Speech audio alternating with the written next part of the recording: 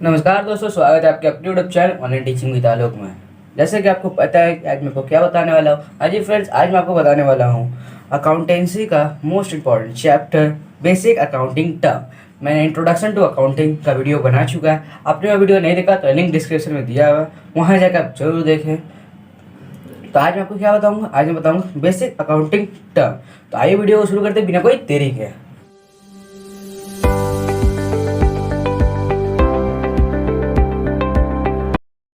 Chapter 2 है basic accounting term. तो हमारा पहला क्वेश्चन है व्हाट इज अकाउंट। भैया ये अकाउंट होता क्या है? तो अकाउंट क्या है? It is a record. क्या है ये? एक रिकॉर्ड है ट्रांजेक्शन का अंडर अ पार्टिकुलर हेड, एक तरीका से। समझे क्या मैंने बोला? अकाउंट का होता है एक रिकॉर्ड होता है ट्रांजेक्शन का, लेन देन का, अंडर ए पार्टिकुलर हेड। समझे? माय सेकंड क्वेश्चन क्या है? माय सेकंड क्वेश्चन है कैपिटल। ये कॉमर्स में हम लोग बहुत बार सुनते हैं कैपिटल कैपिटल कैपिटल। भाई ये कैपिटल होता है क्या? कितने का दिमाग में ये आता होगा कि इंडिया कैपिटल दिल्ली, वो वाला कैपिटल? बिल्कुल नहीं, वो वाला कैपिटल नहीं है भैया। हम लोग कैपिटल को 3 नाम से जानते हैं, कैपिटल, ओनर इक्विटी और नेटवर्थ। ये दोनों भी नाम भैया आपको समझ में आया? एक शॉर्ट नाम बताइए जिसे हम समझ पाए। पूंजी। ये आपको समझ में आया? पूंजी। तो भैया पूंजी क्या होता है? लागत। जैसे कि आपने किसी बिजनेस आप चालू किया और उस बिजनेस में आप कुछ पैसा लगा रहे हैं, पूंजी पूंजी लगा रहे हैं या लागत लगा रहे हैं, उसी को हम लोग क्या कहते हैं? कैपिटल या ओनर इक्विटी, नेटवर्थ। मैंने आपको क्या बताया? आप जैसे कोई भी बिजनेस आप चालू किए हैं, वो बिजनेस में आप क्या किए? कुछ पैसा लगाए हैं, उससे हम क्या कहते हैं? एक कैपिटल कहते हैं या ओनर इक्विटी कहते हैं या नेटवर्थ कहते हैं। समझिए। अब आते हैं कुछ इंग्लिश का बात। तो यहाँ भावना क्या लिखा हुआ है कि कैपिटल मीन्स, कैपिटल का मतलब the amount of a cash, वह अमाउंट कैश का और एनी प्रॉपर्टीज, कोई भी properties which introduce by owner in business called capital. जो मैंने आपको बताया, मैंने आपको क्या बताया? कैपिटल का मतलब होता है पैसा, वह पैसा जो पैसा और प्रॉपर्टी जो इंट्रोड्यूस करता है ओनर, मतलब मालिक, उसी को हम लोग कहते हैं कैपिटल। समझ गए? चलिए आपको हम लोग डायग्राम की मदद से समझाते हैं, डायग्राम की मदद से समझते हैं और अच्छे से। ये हमारा प्रोप्राइटर। भैया प्रोप्राइटर मतलब क्या होता है? ओनर होता है। ठीक है, ओनर, मालिक। हमने यहाँ क्या लिखा है? मिस्टर आलोक। जैसे मिस्टर आलोक एक बिजनेस खड़ा कर रहे हैं, स्टार्टेड बिजनेस ढोकला बिजनेस। कि क्या इसका बिजनेस भैया खड़ा किया? ढोकला का बिजनेस। मिस्टर आलोक ने ढोकला का बिजनेस स्टार्ट किया। सोचिए हमारा बिजनेस हमने खड़ा किया, इसमें हमने 10,000 कैश डाला और 5,000 का गुड्स। गुड्स मतलब ये क्या होता है? मैंने पिछले वीडियो में बताया था गुड्स मतलब क्या होता है। गुड्स मतलब सामान होता है, कोई भी सामान हम लोग डालते हैं उसे हम लोग गुड्स कहते हैं। तो मैंने आपको क्या बोला कि 10,000 का कैश मैंने लगाया, मैंने 10,000 का पैसा लगाया और 5,000 का गुड्स लगाया, सामान लगाया। कि ढोकला तो ऐसे बनेगा नहीं, पैसा कुछ लगेगा और कुछ सामान लगेगा। और जो हमारा 15,000 रुपये जो हुआ, ये हमारा पूंजी है, लागत है। मैंने बिजनेस में लगाया तो इसी को हम लोग कहते हैं कैपिटल। मैंने आपको क्या बोला? मैं फिर बोलता हूँ। मिस्टर आलोक क्या किए? ढोकला का बिजनेस स्टार्ट किए, 10,000 रुपये कैश लगा दिया और 5,000 का गुड्स सामान लगा दिए। ठीक है, और जो हमारा टोटल होता है उसे हम लोग क्या कहते हैं? कैपिटल कहते हैं, पूंजी कहते हैं या लागत कहते हैं। हिंदी में हम लोग कहते हैं पूंजी और लागत। और इंग्लिश में आपको मैंने बताया 3 नाम, कौन कौन सा बताया था? कैपिटल कहते हैं, ओनर इक्विटी कहते हैं और नेटवर्थ कहते हैं। ठीक है, समझ चुके हैं भैया कैपिटल होता है क्या है। अब आता है भैया प्रोपराइटर। भैया प्रोपराइटर होता है क्या है? अभी मैंने आपको थोड़ी देर पहले आपको बताया कि प्रोपराइटर होता है। प्रोपराइटर मतलब ओनर। हम लोग कॉमर्स के लैंग्वेज में जानते हैं ओनर का मतलब मालिक का मतलब होता है प्रोपराइटर। बहुत बार ऐसे क्वेश्चन पूछ देता है घुमा के, हमें आंसर पता रहता है लेकिन हम लोग लिख नहीं पाते क्योंकि हमें प्रोपराइटर का मतलब नहीं पता रहता है। तो प्रोपराइटर का मतलब अपने दिमाग के अंदर बैठा लीजिए कि ओनर होता है। तो ये क्या लिखा हुआ है? The person who makes the investment and bears all the risks of associated with the business। मैंने आपको क्या बोला? वह व्यक्ति जो इन्वेस्टमेंट करता है और रिस्क एसोसिएटेड करता है बिजनेस में। तो ये कौन करता है भैया? ओनर करता है। ये ओनर ही ना भैया रिस्क लेके लगाता है पैसा बिजनेस में, उसी को हम लोग क्या कहते हैं? प्रोपराइटर। प्रोपराइटर मतलब आप समझ चुके हैं। ड्राइंग। ड्राइंग का मतलब क्या होता है?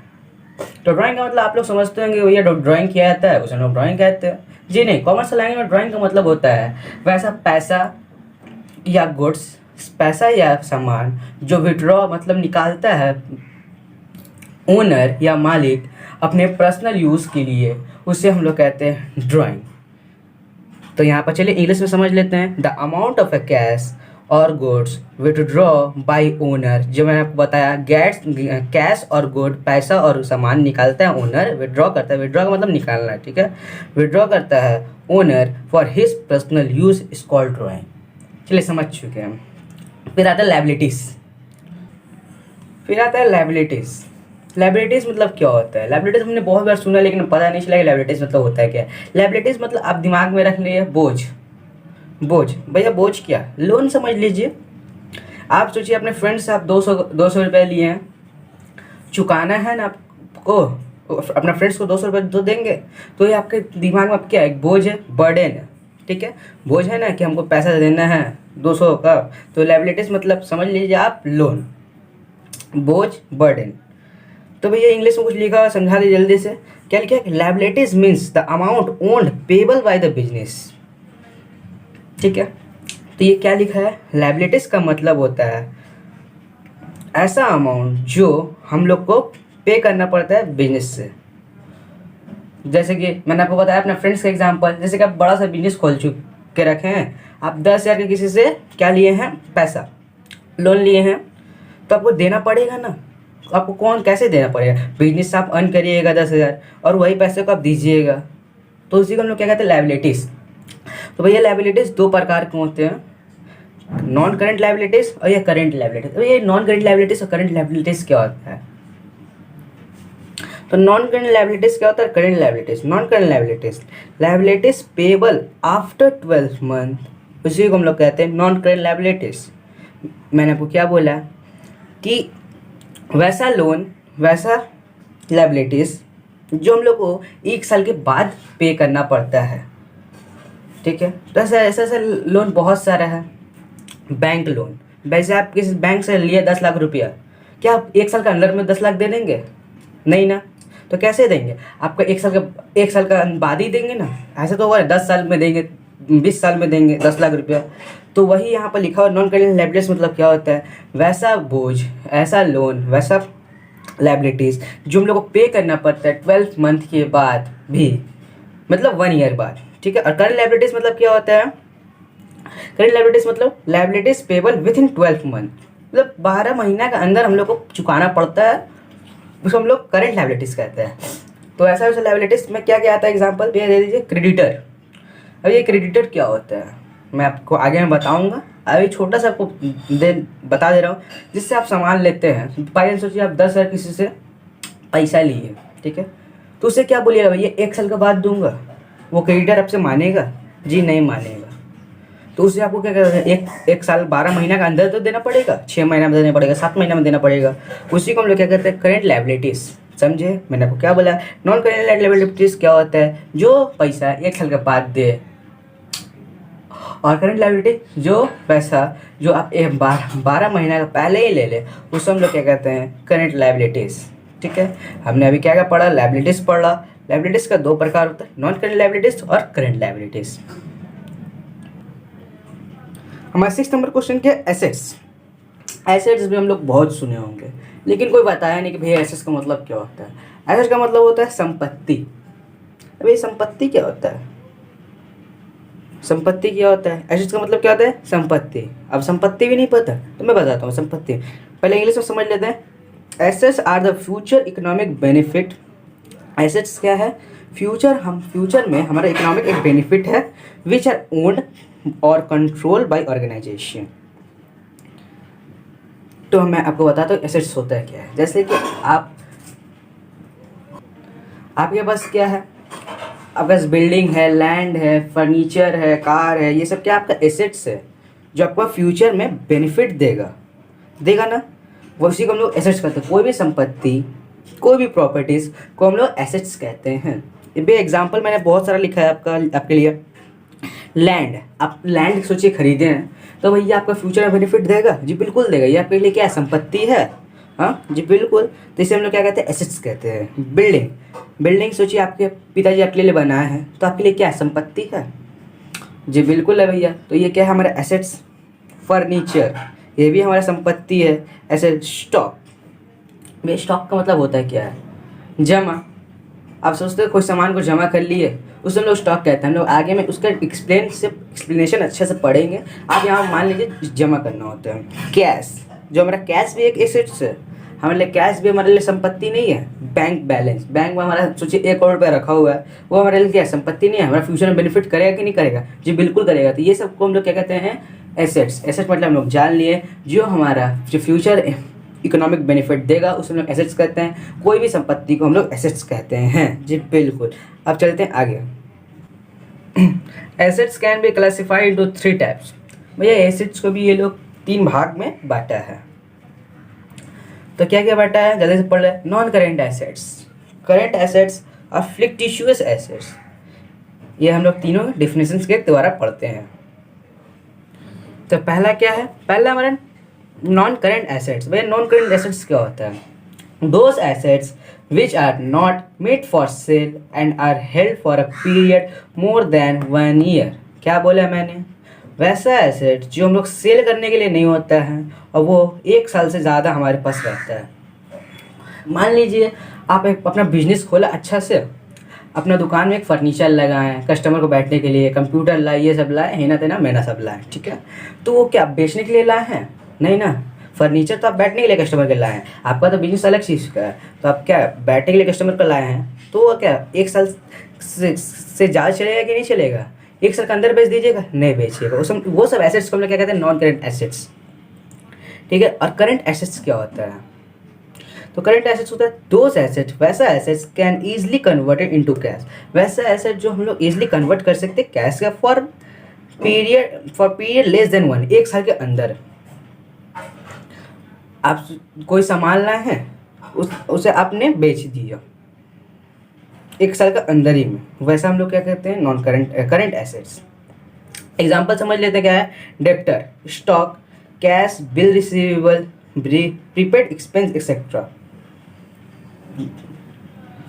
आप समझ सकते हैं कि जो वो एसेट जो हम अपने यूज़ के लिए लाते हैं उसे हम लोग नॉन करेंट एसेट्स कहते हैं। जैसे कि मैंने आपको बताया कि आप अपने बिजनेस चालू किए हैं, वो अपने बिजनेस में आप फर्नीचर लाए हैं कस्टमर को बैठने के लिए, वो क्या फर्नीचर आप बेचेंगे? नहीं ना बेचेंगे। 1 साल के बाद, जैसे 1 साल के बाद, 2 साल के बाद वो सब आप बेचेंगे, बेच सकते हैं, क्योंकि ख़राब हो जाएगा तो बेचना ही पड़ेगा।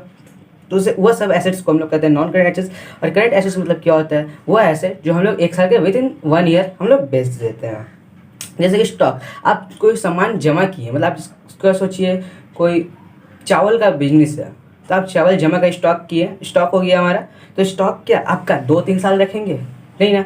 1 साल के अंदर ही बेच के हटाना चाहेंगे कि हमारा सामान खराब ना हो। तो वो सबको क्या कहते हैं? हम करेंट एसेट्स। फिर आता है फिक्टिशियस एसेट्स। फिक्टिशियस एसेट्स क्या होता है? ये आपको समझ में अभी नहीं आ सकते, इसलिए मैंने यहाँ पर लिख दिया रट लो। ये आपका डिफिनेशन पूछेगा, आप डायरेक्ट आंसर छाप दीजिएगा। लेकिन फिर भी मैं आपको समझाने की कोशिश करता हूँ। These are losses not written off in the year in which they incurred, but in more than accounting period। फिर होता है क्रेडिटर। भैया क्रेडिटर क्या होता है? Creditor are a person, creditor एक व्यक्ति है from which whom business purchase goods on credit, जो हम लोग उधारी पर सामान लेते हैं। मैंने को क्या बोला? क्रेडिटर एक पर्सन है from which whom business purchase goods on credit, जिससे मैंने उधारी पर सामान लिया वह क्रेडिटर। तो भैया आप सोचिए एक बिजनेस खोल के हैं, आप गए, अब बोले आप गए होलसेलर के पास, अब बोले भैया हमको इतना सामान दे दो, मैं आपको बाद में आपको पैसा चुका दूंगा। तो वो क्या हुआ? क्रेडिटर हुआ है। यहाँ पर लिखा हुआ ना जिससे मैंने उधारी पर सामान लिया वो क्या हो गया? क्रेडिटर। और उसका उल्टा क्या हुआ? डेप्टर। जिसको मैंने उधारी पर सामान दिया वो डेप्टर। मैं बाद में हम लोग पढ़ेंगे। तो हम लोग क्या समझ रहे हैं? क्रेडिटर। क्रेडिटर क्या हुआ आप समझ में आया? मैं फिर आपको बताता हूँ। क्रेडिटर क्या है? एक व्यक्ति है फ्रॉम विच होम बिजनेस, वो बिजनेस का परचेज गुड्स जो सामान खरीदते हैं ऑन उधारी पर, ऑन क्रेडिट। क्रेडिट मतलब उधारी होता है। जिससे मैंने उधारी पर सामान लिया वो क्रेडिटर। वो भैया क्या हो गया? क्रेडिटर। अब आता है डेप्टर। डेप्टर क्या है? Debtor is a person, debtor भी एक व्यक्ति है from money is receivable to the business on account of credit sale. Debtor क्या हुआ? जिससे मैंने उधारी पर सामान बेचा वह क्रेडिटर, जिससे मैंने उधारी पर सामान बेचा वह डेप्टर। वह डेप्टर सीधा क्रेडिटर का उल्टा होता है। तो ये डेप्टर क्रेडिटर है क्या? क्रेडिटर मैंने बताया, डेप्टर है क्या? जैसे कि आप खोल के हैं मोदी का दुकान, आया शंभू भाई आया, शंभू भैया आए, बोले कि हमारा इतना इतना पैक कर दीजिए सामान और ये सब मेरा खाता में लिख दीजिए, हम बाद में आपको पैसा चुका देंगे। उससे हम लोग क्या कहते हैं, डेप्टर। वो क्या हो गया, डेप्टर। लिखा हुआ है ना, जिससे मैंने उधारी पर सामान बेच दिया, मैंने उसे क्या किया, उधारी पर सामान दिया ना, अब वो तब मैं पैसा दिया है नहीं, तो मैंने क्या उसको उधारी पर सामान बेच दिया, तो वो भैया हो गया डेप्टर। क्रेडिटर कहता है जिससे मैंने जिससे हम लेंगे वो क्रेडिटर हो जाएगा, जिसको हम उधारी पर सामान बेचेंगे तो वो डेप्टर हो जाएगा। समझ गया? तो आज का वीडियो हम लोग यहीं पर समाप्त करते हैं, क्योंकि वीडियो बहुत लंबा हो चुका है, 10 मिनट से ज़्यादा जा चुका है। तो आपको उम्मीद करता हूँ कि आप लोग को जितना मैंने आपको पढ़ाया अभी समझ में आया हो। नहीं समझ में आया हो, थोड़ा सा भी डाउट है तो आप हमें कमेंट करके जरूर बताएं, मैं फिर उसको समझाने की कोशिश करूँगा। हाँ जी फ्रेंड्स, वो मैंने इंट्रोडक्शन टू अकाउंटिंग का वीडियो बना चुका है, आप वो वीडियो देख के ये वीडियो देखेंगे तो आपके लिए बहुत बेनिफिट करेगा, आपको बहुत अच्छे तरीके से समझ आएगा। तो उस वीडियो में मैं आपको बताऊंगा अकाउंटिंग को क्लासीफाई कैसे किया जाता है, अकाउंटिंग का प्रोसेस क्या होता है, अकाउंटिंग का प्रक्रिया क्या होता है। तो आपको ये वीडियो पसंद आया तो लाइक कीजिए, कमेंट करके जरूर बताएं, चैनल पर नए तो चैनल को जरूर सब्सक्राइब करें। मिलते हैं अगले वीडियो में, तब तक के लिए नमस्कार।